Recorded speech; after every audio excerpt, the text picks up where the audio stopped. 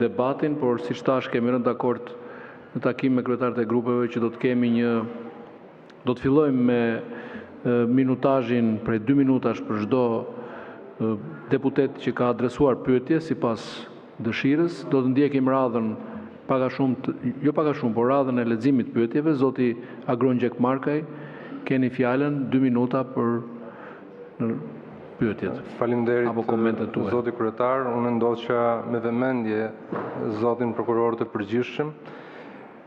Përgjigjet e tij ishin stilema të cilat përdoren zakonisht rëndom në çdo raportim të tillë.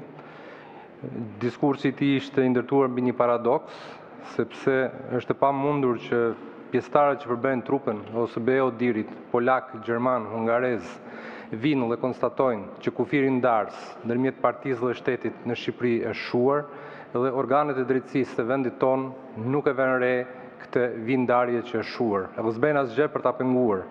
Nga ana tjetër, po këto personazhe të OSBE Odirit vënë re që lukunia patronazhistëve ka bërë kërdin në manipulimin e votës në Shqipëri dhe organet e drejtësisë të vendit tonë nuk e shohin përsëri, kjo është mjaft trishtuese. Shohin gjithashtu OSBE Odiri se kryetarët e bashkive, drejtorët, administrata publike ushtron presion për votën dhe organet e drejtësisë të vendit tim, të vendit tënd nuk e shohin një gjë të tillë.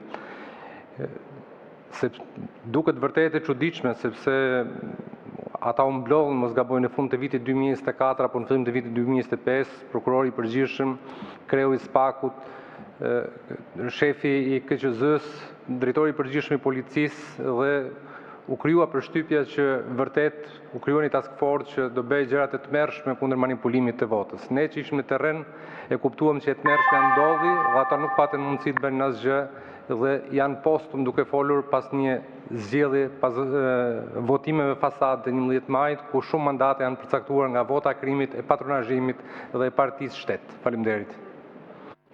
Faleminderit zoti Gjekmarkaj. Fjalën e ka zonja Tabaku.